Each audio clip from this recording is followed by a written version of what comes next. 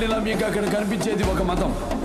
ఈ దేశంలో ఎటు చూసినా మీకు కనిపించేది ఒక ధర్మం, సనాతన హైందవ ధర్మం.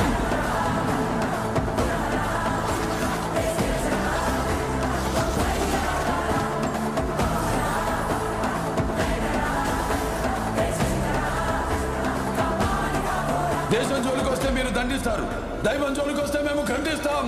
మీ భాషలో చెప్పాలంటే సర్జికల్ స్ట్రైక్.